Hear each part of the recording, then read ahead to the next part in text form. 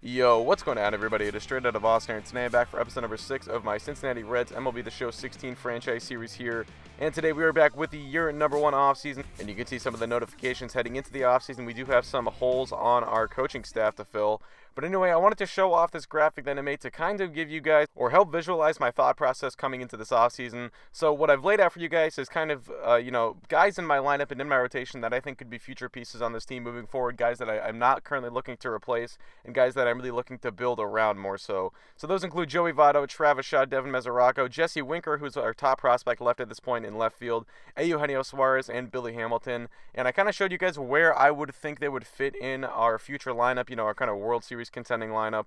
So you can see we really only have 2 holes left to fill. If these guys were to pan out like Jesse Winker, and if Suarez were to continue to play well, and Mesoraco, so on and so forth. But those would be in right field and at second base as well. So those are going to be 2 positions we're definitely going to be targeting this offseason. And then in the rotation, we do have 4 pretty solid young arms, but I think long term this staff could still use that true number 1 ace. So if we have an opportunity to go out and get a bona fide number 1 starter, we're going to look to do that. Bullpen is really up for grabs at this point. We don't really have anyone who I think performed well enough last season to solidify a spot in the bullpen moving forward. So that is completely up for grabs. We're going to be bringing in a ton of new guys to try and fill those spots. And then the other category is guys that I don't really know if they're going to be long-term starters. They could be trade bait, they could be bench pieces, and it's kind of an assortment of different guys like Dalton Pompey, Yangever Solarte, Dominic Brown, Everett Cabrera, guys who I don't really know if they're going to be long-term starters on this team. And then guys like John Lamb, Tony Cingrani, in-betweeners who I'm not sure if they're going to be long-term bullpen pieces or long-term rotation pieces. So anyway, to fill our hole at manager, I saw that Joe Maddon was available, and I immediately knew he was going to be my number 1 target. Some other notables there, John Gibbons and Dave Roberts as well. But Joe Maddon, in my opinion, probably the best manager in baseball. So we're going to go ahead and offer him a 4-year, $30 million contract. It's a hefty investment, but I really wanted to get Maddon under contract with the Reds. So here we go, simming it through, and you can see this is basically the re-sign phase. I wanted to breeze through this. I didn't offer long-term extensions to really anybody because the way the salaries work in this game is the player will actually get upset if he feels he is being underpaid, and that will affect his overall. So I don't really want to do that. I just want to pay guys what they feel they deserve. So I didn't want to do any long-term extensions to try and lock up guys on cheap contracts. Other than Travis Shaw, I did lock him up on a 5-year $14.5 million contract, but that only takes him through the rest of his arbitration years. It does not include any free agency years. But there you saw Joe Maddon did accept that $30 million contract offer. And then take a look at the list of free agents. It is not a very good free agent class. Pretty strong in terms of relievers, but other than that, not a lot of great players. Not really anyone that I was looking to add, at least at the top of the list. If I was going to add a big name free agent, it was going to be a young guy, still in his 20s, who I thought could be a good long-term piece, but really didn't seem like any of these guys were going to be good long-term pieces for us. I thought about investing heavily in a reliever, and looking at the contract that Mark Melancon got, I probably should have been a little bit more active in talks with him because he only signed for 3 years and $25 million.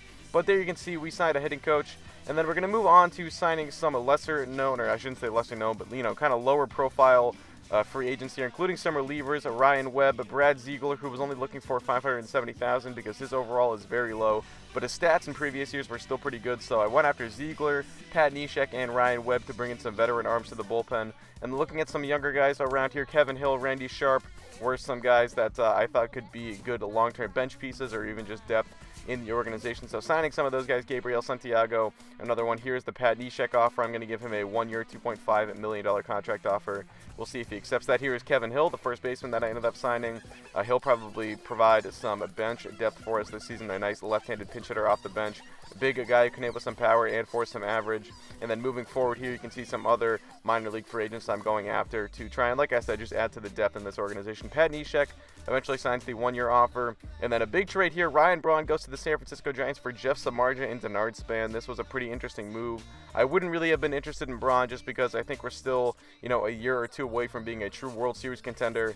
And before, if I want to add a guy like Braun in his 30s, I'm not going to do that until I really feel that guy is going to be the final piece for us to making our championship roster. Now in the Rule 5 draft, I decided to make 2 selections, Charlie Furbush and Paco Rodriguez. So All in all, we've added 5 guys now to our bullpen: Ryan Webb, Pat Neshek, Brad Ziegler, Charlie Furbush, and Paco Rodriguez, 3 righties and 2 lefties. And then here we're signing John Kotz to be our first base coach. So getting towards the end of the offseason is when I knew the trade market was going to be a little bit more active, and one guy I had my eye on was Wil Myers. A bit of a similar profile to Travis Shaw in that his overall rating is not too high in this game, but his hitting attributes are pretty good. So we ended up trading Jose Peraza, Joe Hudson, and Cody Martin to the San Diego Padres from Myers, whose overall was a little bit lower because he was kind of upset with his treatment in San Diego, and he is going to fill that right field hole for us. A big right-handed bat I think could hit in the middle of our lineup long term, so I think he could help fill one of those spots that I kind of said moving into the offseason was still open for us. And then here you can see I was active in the trade market for a starter. I was trying to pick up, that staff ace that I was looking for,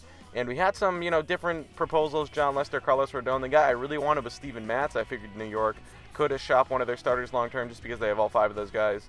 And maybe if they needed some offense, I thought we could add some pieces. They did have some holes, like at the corner outfield spots and shortstop, so I thought Everett Cabrera, Dalton Pompey, among others, could be a potential package. But we ended up signing Rajay Davis there as well, so he's going to end up platooning in left field with Dominic Brown to start the year. And we have Wil Myers playing in right field. He is the big new addition to this year's squad, and I think this year's squad could, compete for maybe an 80 to 81 win season, try and stay around 500. I think we're doing a pretty good job of flipping this roster pretty quickly and, hopefully turning this into a quick rebuild. So anyway, that is going to do it for year number 1 off season. Hope you guys enjoy. Thanks for watching. Let me know what you thought of the moves that I did make in the comment section below, and I'm out. Peace.